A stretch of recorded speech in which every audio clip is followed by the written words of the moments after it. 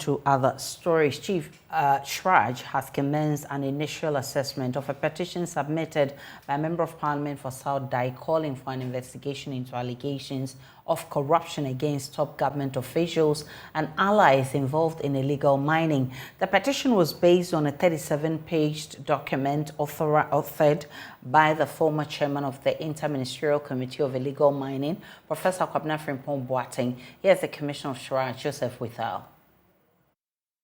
We received it and we are studying it. The next steps will be to acknowledge it tomorrow, and then we'll determine whether by an interim assessment or an initial assessment, whether the allegations that have been made really trigger the mandates of the Commission. And how do you come to making that judgment on whether or not to proceed or just terminate it at the initial stage? It depends on what is in the petition and what has been attached as part of the documents which were brought in by the petition. After studying them, we may undertake a preliminary investigation. We may even invite the lawyer for further and better particulars in respect of aspects of the petition. When we are satisfied that clear allegations have been made which trigger any of the mandates of the Commission, we would then proceed to determine who are the respondents in this particular case. Because, the report is quite broad, touches so many people, and so the ones who are germane will certainly be the ones we will look for. And then we would request them to make any comments that they have, of course, as natural justice will require. And then the next steps will be determined by the procedures of the Commission. And just a bit on the CHRAJ's on Monday, because this has to do with illegal mining in Galamsey and people's alleged involvement in largely allegations of destruction of the environment. What would you tell those who say, does this necessarily fall within the purview of CHRAJ? Well, I can give you a general answer because it's a matter that we are yet to go into. But as a matter of rights, the environmental rights exist.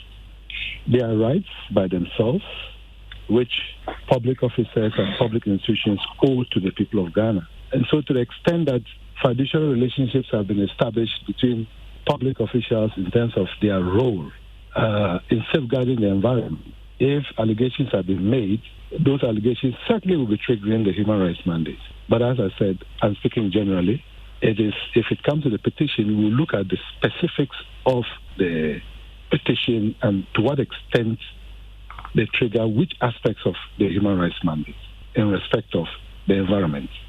Does the fact that this is such a high-profile matter that went before the president involves, ministers, a former one who altered it, was a chair of a committee the president himself set up, does it change anything? Does it change your approach? Does it expedite it further? Does it add extra spice to your work that you're doing?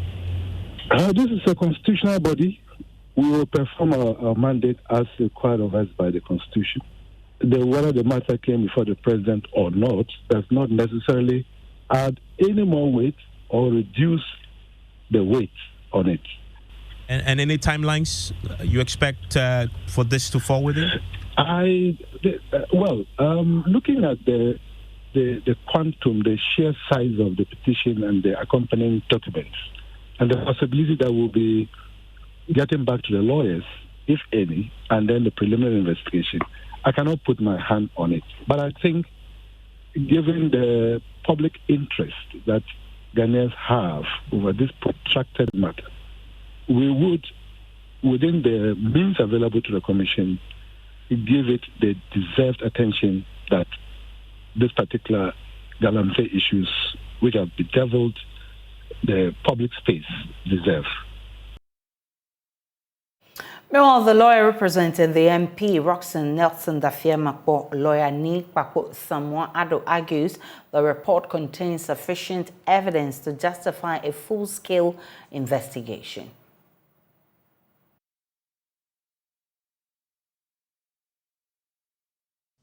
So just a few minutes to 1 p.m., lawyers for South Dayi MP, Dafiamakpo, came to CHRAJ to present a petition here. I have the lawyer here. Let me ask him just a few questions that have come out of it. So we have seen the reports that you have made reference to, that you are trying to petition CHRAJ to look through. Correct. But from what we have seen from the presidency in itself, the presidency says this, at best, this is a catalogue of personal grievances. I mean, why do you think there's substance in this report for which you are petitioning CHRAJ? And this is even why it is even a perfect time for us to come to CHRAJ, because clearly the president has given a signal that he's not interested in the report. We think that as a former minister of environment, he's a man of stature. Professor Boateng is not just any ordinary person. And the allegations he makes are not bare allegations. These are allegations that he has supported with facts, letters. And in fact, in his other two responses he made, he added more facts, more letters. And so this is somebody that we believe, given the proper forum, independent forum, where he knows he has no fear for his life and he knows he will be protected, which CHRAJ has the mandate to do, I'm sure he will even give us more.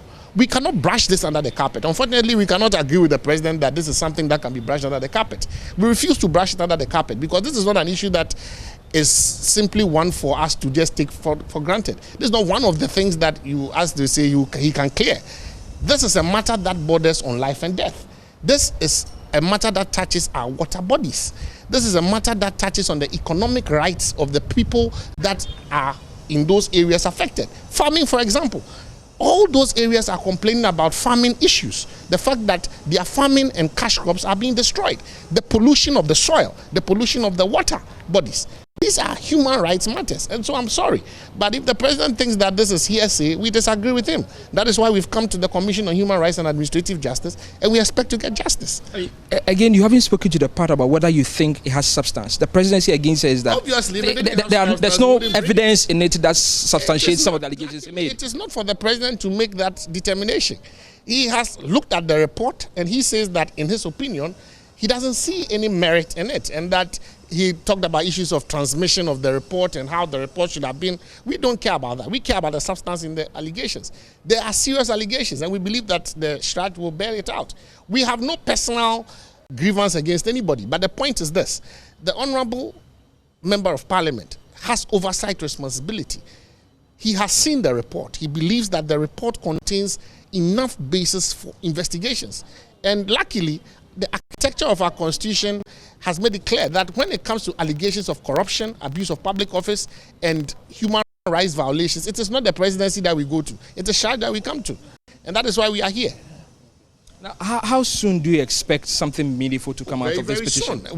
We have an acknowledgement letter we expect from the CHRAJ tomorrow. We intend to be here every week. And so every week you will find me here, following up, asking questions, because we expect public hearings to begin. All we have is to meet the threshold of have enough to be able to investigate it. When CHRAJ begins to write to us and deal with the matters, we will make this a public issue. This matter is not going to go away. If anybody for any moment thinks that this matter is going to go away, it's a lie. You and I have a responsibility. Imagine you wake up one day, you cannot find drinking water. How would it be for you? We cannot all afford to buy water. We all cannot afford to have our soils destroyed. We all cannot afford to fly out whenever we are hungry, or whenever we need water, whenever we need medical attention. Ghana is all that we have, and so we have a responsibility to protect it. Not just for us, for the future generations as well. But what is the interest of your client? This is something that we've heard from Ato, forcing from Parliament that is going to go to Parliament. So what's the personal interest of your client? The parliamentary group has Parliament. If Parliament also wants to exercise oversight, so be it. Well, the Ghana Small Scale Miners Association shares this view on the need for a probe and believes only this can win the trust of citizens in the fight against illegal mining. The National Democratic Congress has meanwhile served notice of formally petitioning Parliament and the Office of the Special Prosecutor to initiate a full-scale investigation into the Al Jazeera Gold Mafia documentary as it relates to Ghana and the Galamsey report of Professor Frimpong Boateng.